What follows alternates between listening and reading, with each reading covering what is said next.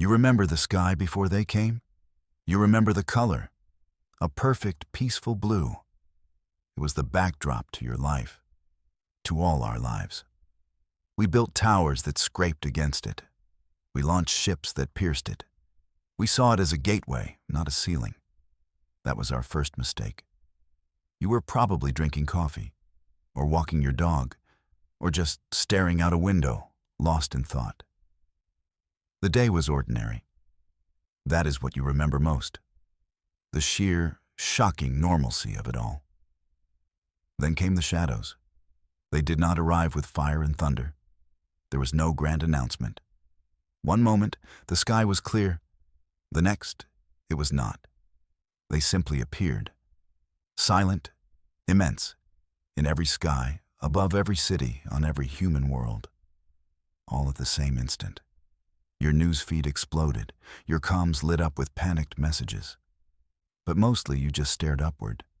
Everyone did. Their ships were impossible shapes. Perfect geometry that hurt the eyes. They were not metal, not stone, not anything you knew. They absorbed the light. They were holes in the fabric of the day. We sent hails. In every language we had ever conceived. We sent math. We sent music. We sent pictures of our families. We offered peace. We offered greetings. We offered the sum of our existence. They offered only silence. For 3 hours, they hung there. They were unmoving statues in the heavens. Long enough for hope to curdle into dread. Long enough for us to understand. They were not here to talk. They were here to judge. Then the sky began to fall. It was not a bomb. It was not a missile. It was a wave of wrongness. A beam of pure entropy descended from each ship. It touched the top of the Unity Tower. And the tower, all 100 stories of it, simply ceased to be. It did not crumble. It did not explode. It turned to fine, gray dust that drifted away on the breeze. You watched it happen. You felt the wrongness in your bones. They moved from landmark to landmark. The Grand Museum, the Bridge of Ages, the Parliament Spire. One by one, our proudest achievements became dust. They were not conquering us. They were erasing us. Systematically. Patiently. The first planetary defense cannon that fired was on Triton. It was a weapon that could crack a moonlet. The beam hit one of the silent ships, and the beam just vanished. It was like pouring water into the ocean. The ship did not even seem to notice. That was when the real fear began. They had finished with our monuments. Now they started on our homes. The beams widened. They swept across cities like a painter's brush. Streets, parks, neighborhoods, all turned to that same gray dust. There was no fire, no sound of explosion, just a quiet, horrifying unmaking. You ran. Everyone ran. The silence was the worst part. The only sounds were our own screams. We had looked to the stars for wonder. We had hoped for brothers. We found only reapers. And on that day, under a sky filled with silent shadows, humanity learned it was not alone. It learned it was in the way. Our fleets were the pride of the system, the United Terran Navy. You knew the names of the ships, the Dreadnought Reliant, the carrier Invincible, the cruiser Leonidas. They were our sword and our shield. For generations, they had kept the peace. They had explored the unknown. They were the very best of us. When the attack began, they answered the call. Warp drives tore open the void. Our beautiful ships surged forth to defend their homes. From Mars' orbit to the outer colonies, they rose, a silver tide of righteous fury. You watched the feeds from orbit. You saw them form up. It was a sight that made your heart swell with pride. Our captains were legends. Our crews were brave. They did not hesitate. They flew directly at the silent, geometric invaders. They knew the stakes. They knew they were our only hope. The order was given. Engage at will. The void lit up with our defiance. Plasma torpedoes painted streaks of blue fire. Railgun slugs, chunks of metal the size of cars, flew at impossible speeds. Laser cannons sliced through the darkness. It was the greatest concentration of firepower in human history. We threw everything we had at them. It did nothing. You watched the torpedoes detonate against their hulls. The explosions were massive. They should have shattered armor. They should have ripped through ships. Instead, the fireballs just splashed and faded, like waves against a cliff. The railgun slugs flattened. They fell away like spent bullets. The lasers simply diffused. It was like trying to cut a shadow. Their ships showed no damage. Not a scratch, not a scorch mark. They just absorbed the punishment. They floated there, serene and untouched. It was then we knew this was not a fight. It was an execution.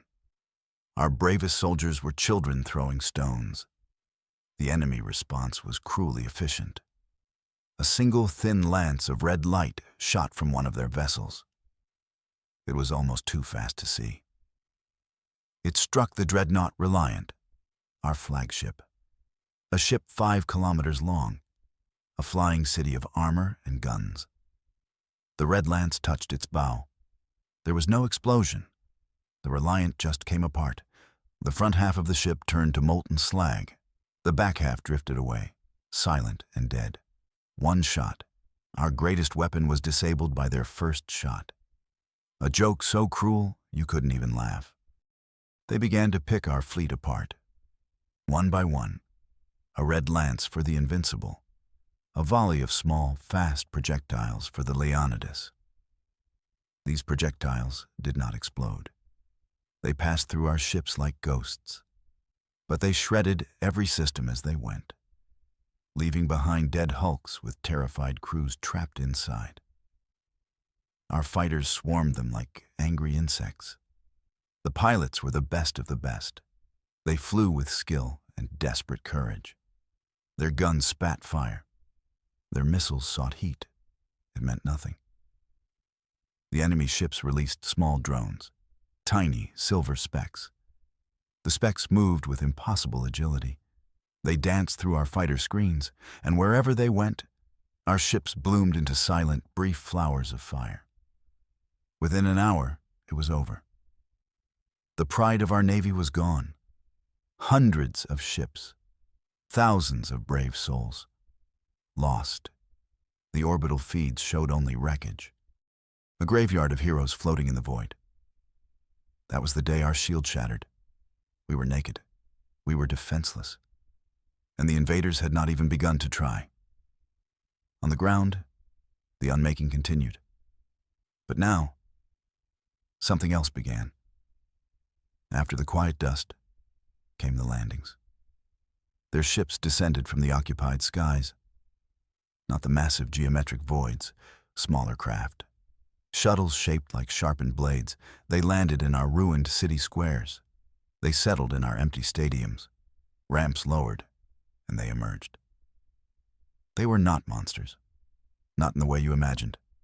They were tall, slender, encased in polished obsidian armor. You could see no face, no eyes, just a smooth, reflective surface. They moved with an unnerving grace, silent, purposeful. They carried no visible weapons. They did not need them. They ignored the survivors cowering in the ruins. We were beneath their notice, like insects crawling in the dirt. They had a different purpose. They began to dismantle our world. Not just the buildings, but the idea of us. You watched from a hidden place. You saw them enter the Grand Archive. They did not burn the books. That would have been too passionate. They simply touched the shelves. And the books, the histories, the poems, they turned to dust. All our stories, gone in a whisper.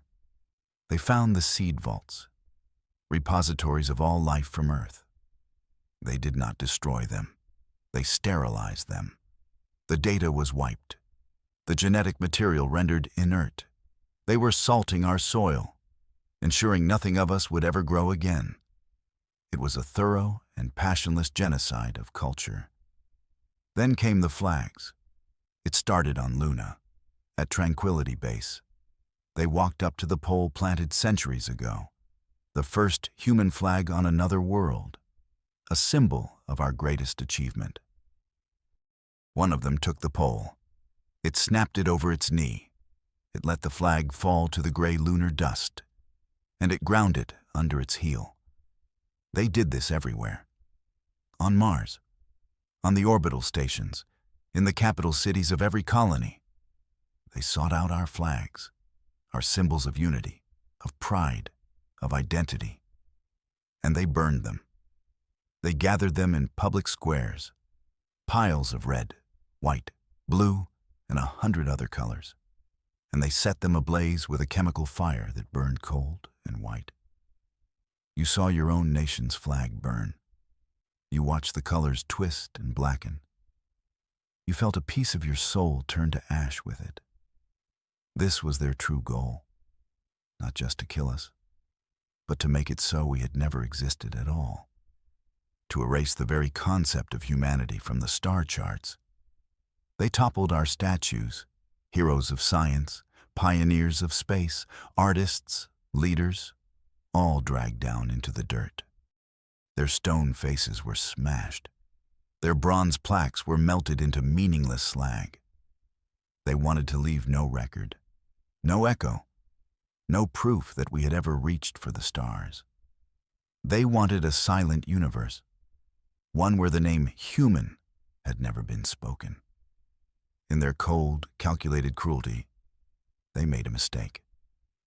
They thought that by burning our flags, they were extinguishing our fire. They did not understand. They were just teaching us how to burn brighter. The darkness was absolute. Our worlds were occupied. Our fleets were ghosts. Our history was turning to dust. Hope was a dangerous luxury, a currency we could no longer afford. Most of us huddled in the ruins. We scavenged. We hid. We waited for the end. We thought it was over. We were wrong, far out, beyond the reach of their fleets. In the cold, quiet chaos of the Kepler belt, there lies an asteroid named Charon. It is unremarkable, one rock among millions. But inside, humanity's last whisper was still alive. It was not a military fortress. It was a research outpost, a forgotten one. Its official name was Deep Range Relay Station 9. The scientists who worked there had a better name. They called it the workshop. It was a place for radical ideas, for projects too expensive or too strange for the Admiralty. It was where genius went to be quietly ignored, a perfect place to hide. Dr. Aris Thorne ran the workshop. He was old, stubborn, and brilliant. He had argued for his project for years. He told the Fleet Command it would change everything. They called him a dreamer. They cut his funding. They told him to shut it down. He smiled and nodded and ignored them completely. He kept working, with a skeleton crew, with scavenged parts. He believed. His project was called Wraith. It was a new kind of star drive. Not faster, not more powerful. Its purpose was singular, to make a ship disappear, not just from sensors, but from reality itself. He believed you could wrap a ship in a bubble of space-time, a bubble that was slightly out of phase with our own universe, a ship that did not exist until it chose to. The Admiralty had laughed. A ghost ship? What's the tactical value, Aris? We need bigger guns, stronger shields. They saw it as a parlor trick, an expensive bit of nonsense. Now their guns were silent, their shields were broken, and Aris Thorne's nonsense was the only thing left. When the invasion happened, the workshop went dark. They cut all communications. They powered down to the bare minimum. They became just another cold rock in the void. They listened. They watched the tragedy unfold on delayed, encrypted signals. They saw the fleets burn. They saw the flags turn to ash. Then they received one final message. A burst transmission from the ruins of Fleet Command on Titan. It was fragmented, corrupted, but the message was clear. It was not an order. It was a plea. Survive. Adapt. We are gone. The hope of humanity is with you now. Avenge us. Aris Thorn gathered his small team. There were only 30 of them. Engineers, physicists, programmers. They were not soldiers. They were thinkers, dreamers. He showed them the message. He looked at their tired, frightened faces. They thought we were a waste of resources, he said. His voice was quiet, but it filled the small command center. They called our work a fantasy. Well, our fantasy is all we have left. The Admiralty is gone. The government is gone. We are all that remains of human ingenuity. He paused. So, let's get to work. Let's show them the value of a good ghost story. You cannot fight a hurricane with a sword. You cannot punch a tidal wave. This was the lesson the enemy had taught us. Our strength was our weakness. Our power was our pride. And our pride had led to our fall. In the cold silence of the workshop, a new strategy was born. One based not on power, but on absence. We could not match their ships. We could not pierce their shields. We could not withstand their weapons. To face them in open battle was suicide. Aris Thorn knew this. His entire theory was built on a different principle. If you cannot win the fight, then do not be there for the fight. Become a ghost. Project Wraith was not about stealth. Traditional stealth bends radar. It cools a ship's heat signature. It paints a hull with absorbent materials. That was child's play to our invaders. They did not use radar. They did not track heat. They sensed the universe in a way we could not comprehend. They sensed the very presence of matter in space-time. You could not hide from them. You could only leave. Thorn's drive, the Wraith drive, did exactly that. In theory, it created a localized field of negative energy.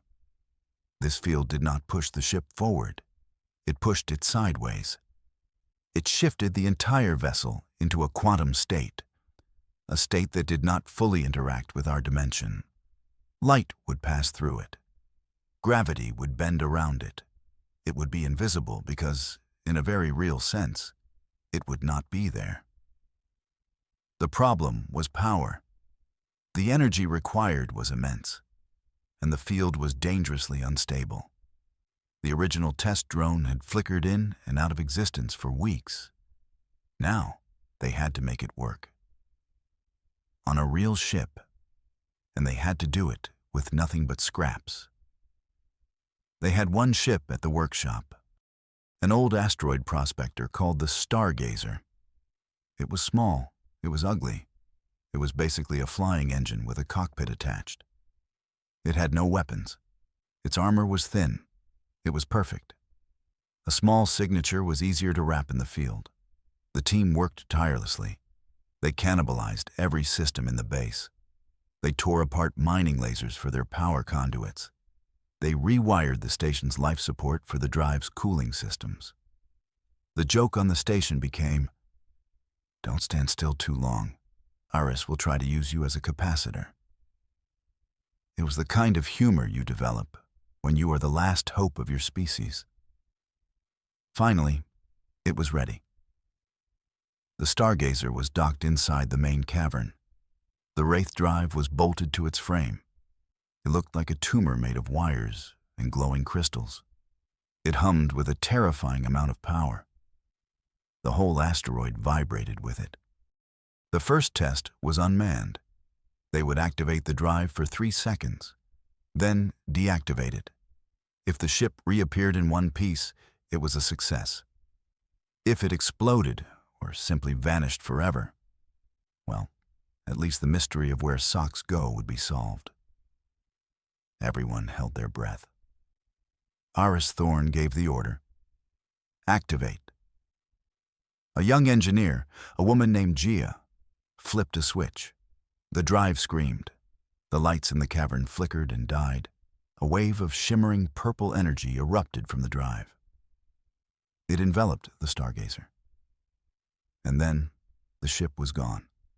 Not cloaked, not hidden. It was simply not there. The space where it had been was empty. The docking clamps held nothing. The 3 seconds felt like a lifetime. The emergency lights in the cavern flickered on. Everyone stared at the empty space. 1 second, 2 seconds, 3, 4. A collective despair began to settle in the room. It had failed. They had lost their only ship. Wait, Gia whispered. She was pointing at a sensor screen. I'm reading. A temporal echo. And then, with a silent flash of purple light, the stargazer was back. It was exactly where it had been, unharmed. The docking clamps re-engaged. The drive spun down with a tired sigh. The cavern was silent for a moment. Then someone laughed. A short, sharp bark of pure relief. Then another. Soon, the whole team was cheering. They were hugging each other. They were crying. They had done it. They had built a ghost. Iris Thorne did not cheer. He just looked at the little, ugly ship. A small smile touched his lips. The invaders had burned our flags. They had shattered our fleets. They thought they had broken our spirit. But they had forgotten one simple truth. Humanity was at its most dangerous, when it had absolutely nothing left to lose. We were no longer a kingdom. We were no longer an empire. We were a resistance, and we had just forged our first weapon, a weapon they would never see coming.